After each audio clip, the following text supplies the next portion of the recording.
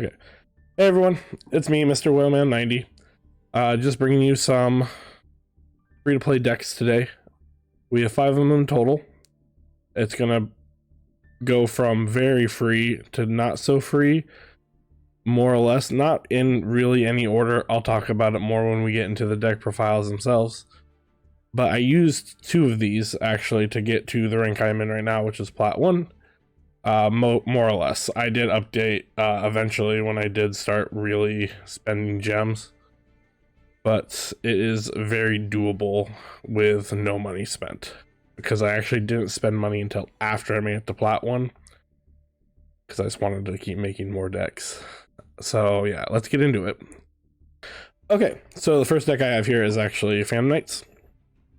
It's also, keep in mind, this is if you bought the packs that came with the free card, so the Lightning Storm, the Judgment, and the Ash Blossom. That's why they're going to be in every single one of these, and the most crafted card that you should have, which is Maxi. So those are going to be probably in every single deck profile. I again have most of these cards, which is pretty nice. Yeah, so we have Maxi, Junk Forwards, Kagemusha Knights. It's just rank 3 turbo, basically. It's a very smooth down. We don't have Tour Guides. Tour Guides are ultra. They're very expensive. I don't even own Tour Guides at this point. But, you know, good news. All of the Phantom Knight core itself are super or below. Even Break Sword is also super. So we have Forbidden, instead of Forbidden Droplets, we have Chalices. Great substitution, works pretty well. We have Rhoda, which is free. It's a free card. Pretty cool. Torrential. It's a rare. Great. And then the most expensive part of this deck, 100%, is going to be the extra deck, because we have the F0 package, which is great, especially in this deck. Olivier is a super, and we got 2 more supers. We got a rare, another super. So like, not bad. Ultra count, really. The Dark Rebellion is basically Appaloosa.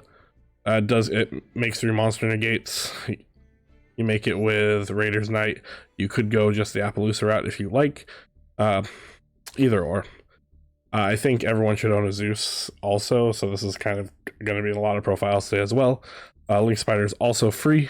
It's because Shade Brigading is a normal monster, and this gives you an effect monster for Access Code, which is another one of those staples, the staple ultra rares. I think the only ultra rare in the set, actually, or for Phantom Knights itself, is going to be Rusty Bardiche. And then Cherubini turbos you even more 3s, I guess. So you use it making 2 level 3s, and then you can send a level 3 as cost to the grave to manipulate its or someone else's attack. Pretty good, pretty steady. It's a good deck. I play this deck in real life. I like it a lot, so actually one of the reasons I wanted to include it. I tried building it.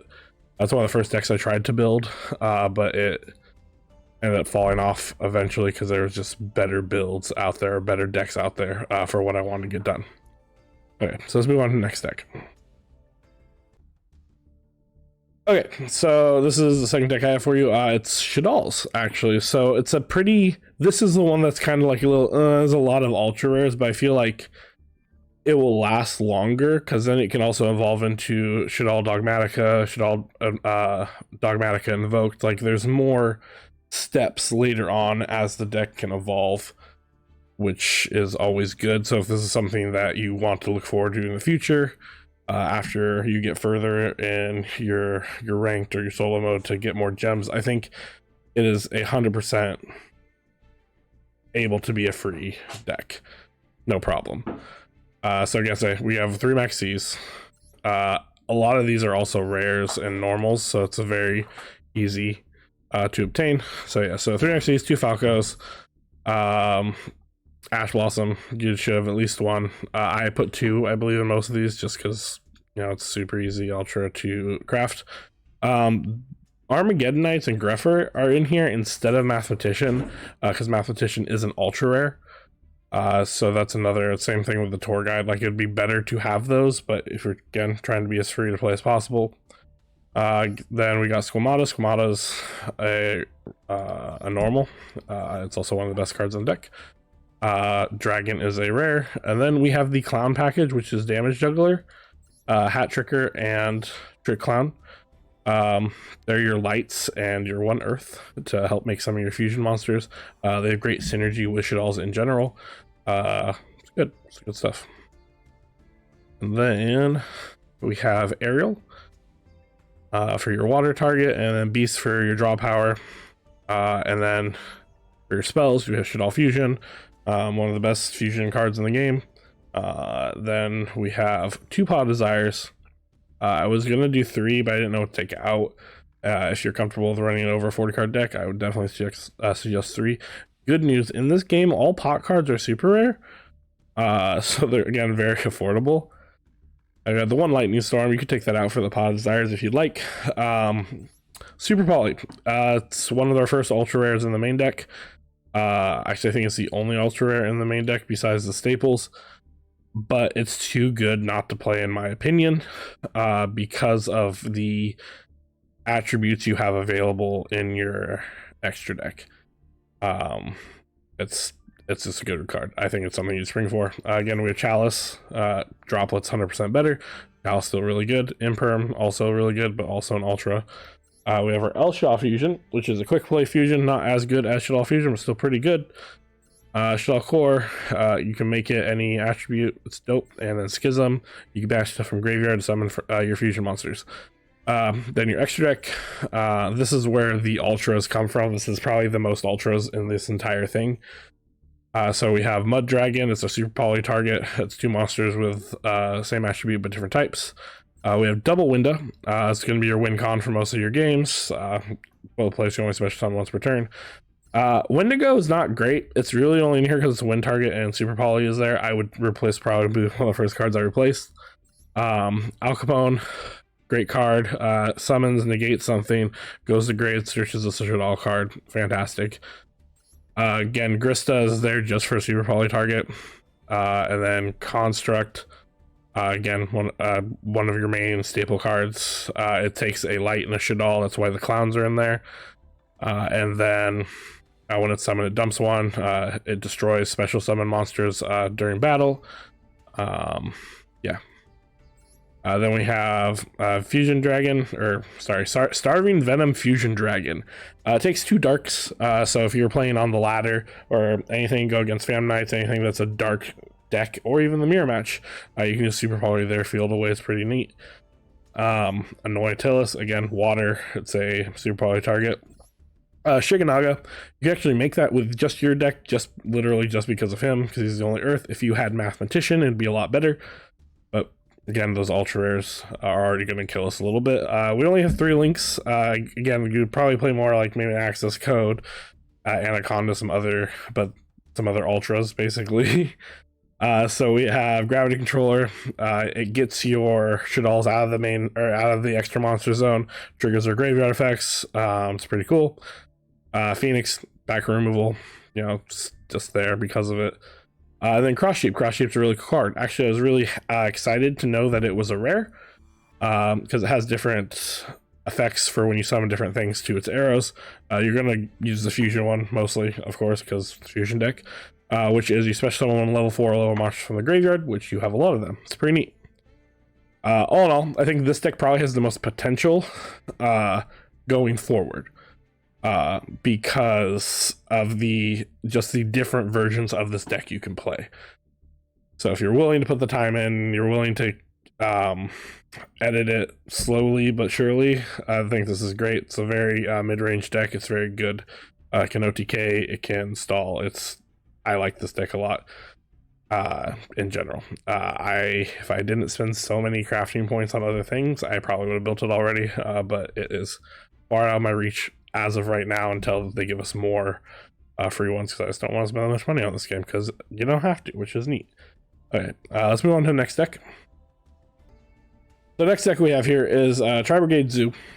It is surprisingly very affordable, just in general, and very good. This is actually the first deck I built after Phantom Knights to climb the ladder. And it's what I played almost the entire time. I did switch it up at the end there because I was just tired of playing a Sky Striker. And I wanted, I guess, easier wins. I wanted to play Skill Drain, actually. That's what I wanted to play, and I'll get to that eventually. And so yeah, but this deck carried me very far. It was really good. It was a good deck. It performed really well. You're gonna just have 3 Nervals. They're normals. Again, those 3 Maxis, you need them. Again, then another normal, a rare. As in the kits, we got the Ash Blossoms. I think the most expensive card for the monsters is actually going to be Thoroughblade, which I have 3 of in here. You don't have to play 3. You could go down to 2 if you want. Then Fractals are rare. So every monster in the main deck, except for your hand traps, are super or lower, which is pretty cool. That's one of the reasons it makes it so affordable. Then again, you're going to go here to your Pots of Desires. Desires are also super rare. Again, that free Lightning Storm that we should all have. Tankies are super. It's at 3 in this format. Crazy. MST for back row removal. I was playing twins because I crafted them early. I pulled one and I crafted the other one. I was playing 2. But again, these MSTs are free. They're in the structure deck. They're in the middle structure deck at the beginning. If you don't get the middle one, you get the other structure decks through solo mode eventually. So it's pretty good. Again, we go back to Chalice. You need that monster negations. Trenchal is a really good card. Trenchal is a really good card because no one's expecting people to play it if you're not playing trap deck. And so if you're playing budget and you just torrential somebody, it's great. And then Revolt, normally you'd only play 2, but you have the space, why not? I would definitely replace it with something. This deck is pretty moldable. You can play the Gamma lineup, 2 Gamma, 1 Driver, take out like 1 Revolt, 1 MST, and a Thoroughblade. Gamma is also a super. I think it's the only like relevant hand trap that's a super, except for maybe Skullmeister. And then that 1 Judgment that again we should all have because we bought those packs because we're good, you know. And then extra deck, again, mostly a pretty low rarity. We got rare, Dryden's and ultra rare, and then all the other ones are rare or normal. Again, Zeus, everyone should have a Zeus. Almirage, I wasn't playing for a really long time because I didn't want to spend the ultra on it. I'm glad I did eventually because it does come in handy a lot. Same thing with Double Dragon Lords. Didn't play it for a while because I just didn't want to spend the crafting points, but it's definitely worth it. Ferrojeets, they're supers, and so is Bearbrum. Is that what this? Yeah, sorry, I forgot what the name of the card is. Bearbrum's also a super. Rugal is a rare. You play Appaloosa in this if you want. I like Appaloosa in it. I got Appaloosa before access code, so I was playing an Appaloosa and I was playing like the bad Link 4 like dog that was like the proxy access code that people were talking about. It does basically doesn't do basically the same thing. Sorry, it targets a card in the graveyard, a Link monster, and then gains attack for the turn, and then it can tribute card at points to destroy cards. So it does kind of the same thing. It's also free in one of the structure decks, but again, these are pretty good. Unfortunately, Shrig is also an ultra rare. So I don't know if you're seeing the trend in this so far, is most of your ultra rares are going to be used on your extra deck. Just because that's, the name of the game. That's how you win. It's your extra deck a lot of the time. So that's unfortunate, I guess. But a lot of these are staples. So you'll be able to use them again, like access code, Appaloosa. Those, like, you'll use them over and over again. That's why I'm like Zeus. Everyone should have a Zeus, because you'll probably use that for the rest of forever in some way, shape, or form. But yeah, so yeah, that's Tri Brigade Zoo. It's pretty cool. I like this one a lot. Yeah. So let's move on to the next one. Okay, again, next one we have is Prank Kids. Again, unfortunately, a lot of ultras in the extra deck. We'll go through it in a second, but cool thing, every monster except for hand traps is a super or lower. Actually, I don't think any of these are supers. I think they're all normals. Yeah, they're all normals. Super great, super cheap, super budget. Polarization's a normal rare. We got our supers here, super here. Is there any ultras in the main deck besides hand traps? I don't actually think there are. There is not. That's really cool. I didn't really actually notice that until right now. This is probably the cheapest deck, and it's really good. So when I switched to a new deck for the ladder, it was actually Prank Kids, because you can play Skill Drain in it, and I wanted to play Skill Drain. Because I wanted some free wins, which Skill Drain definitely gives you. So the fact that like the entire deck is not ultras or it is super or lower is fantastic for budget players, for your free to play. The extra deck, yeah, there's some ultras in there, of course. Luckily, Rocket Ride's a super, Weather Washer's a rare, Battle Butler is an ultra, and so is Toad. I didn't think I needed Toad as much as I did. You actually make it quite a lot. If you open a polymerization, you can end on Butler Toad, which is really good. Meow Meow Mew is also a super rare. I would play 3 eventually. I'd probably get rid of a dog to put in a third, but Rooster and Dog are both rares, and then again we have the access code. So again, all together, this deck is 100% the cheapest. It has the least amount of ultra rares. It does have more super rares than a lot of them, but this is probably going to be your go-to deck to climb the ladder as fast as possible, doing little updates through as you go through. You know, getting rid of getting droplets, getting rid of chalices, maybe getting skill drains in if you'd like. I think I put Nibiru in the main deck eventually, because I was playing a lot of Tri Brigades, and so I would Nibiru them on my turn and then OTK them because of Revolt. It was pretty cool. But yeah, wow, this is actually probably the cheapest deck on this entire list. We have one more for you. We'll get to that right now. In a sec. Okay, so we hear me out. This is Bird Up. It's kind of cheating because it is Tri Brigade as well. But I think this deck's really good in general. It's another deck I do play in person. I like it a lot. Again, there's a lot of normals. I opened it in a different window for some reason. I guess this is better because you can see all of everything. But yeah, a lot of normals, a lot of supers, you know, very affordable. The only ultras you're dealing with, again, is in the extra deck, and it's roughly the same amount of ultras as all the other ones. Just a quick run through. You got 3 Sparrow, 3 Swallow, 3 Warbler, only 2 Nervals. Just couldn't find the space. I guess you could drop a Canary for a Nerval. You could also don't even need to play the 2 Wagtails. You can play 1 Wagtail. There's Maxi, obviously. We got Fractals. We got 1 Kit, some Ash. So you can play the Apex Avian. Apex Avian is an ultra, so again, I was trying to make it as cheap as possible for everybody. So I was like, just the Wind Bearer statue. Not the same thing, but still really good. So this is actually the 3rd deck I played on. The 2nd deck I played on the ladder. Yeah, so because I played Tri Brigade Zoo, then this, then Prank Kids. And I don't own a Apex Avian, so I was just using the Wind Bearer statue. Did great, won a lot of games because of it. It was awesome. Then we got the Fractals, again the pots. Bird Calls are only supers, which is really cool. Tanky super, and then we got of course the Forbidden Chalices.